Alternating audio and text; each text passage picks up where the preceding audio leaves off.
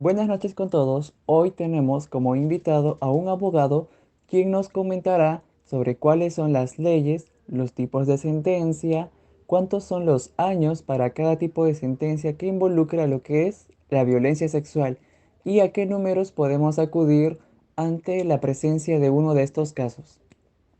Hola, joven Luis, muy buenas noches. Mi nombre es Romario Cayumamani.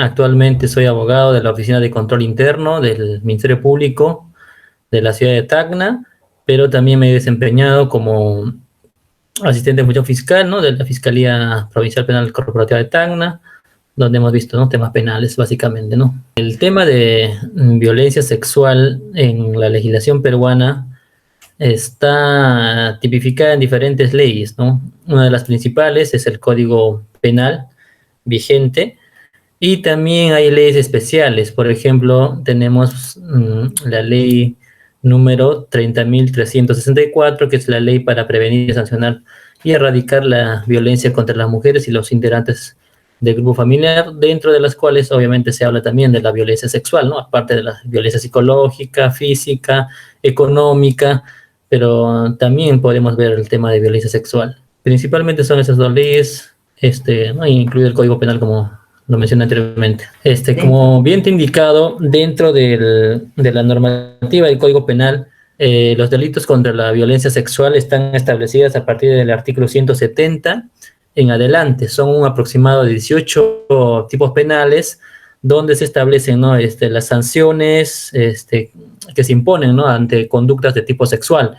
Pero las principales, podemos decir que son unas 5. Por ejemplo, tenemos el delito de violación sexual propiamente dicho, previsto en el artículo 170, que prevé una pena privativa de libertad, ¿no? No menor de 14 ni mayor de 20 años, y en tipos agravados, en algunas circunstancias, puede llegar incluso a los 26 años.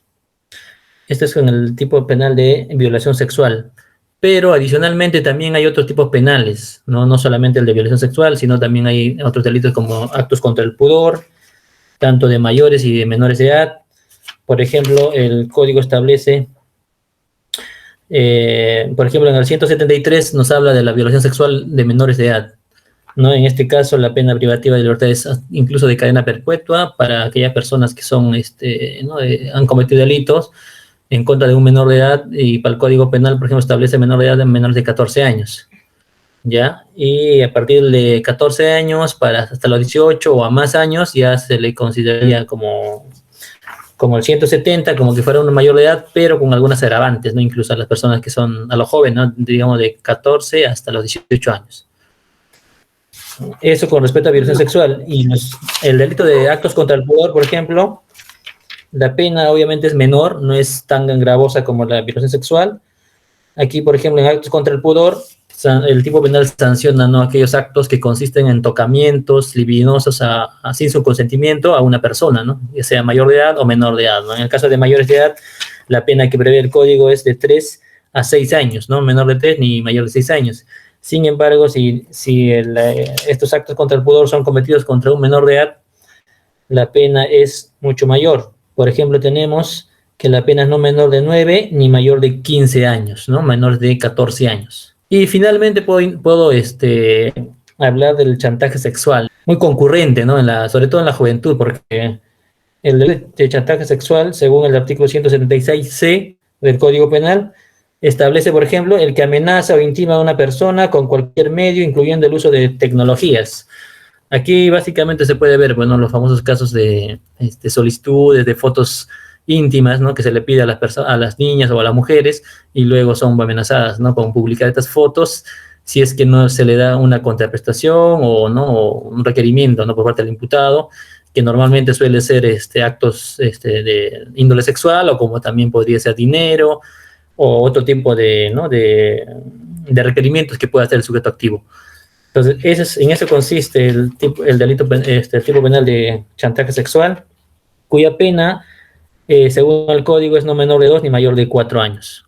Lo más rápido que ha establecido el gobierno a través del Ministerio de Justicia y del Ministerio de la Mujer es la línea 100, ¿no?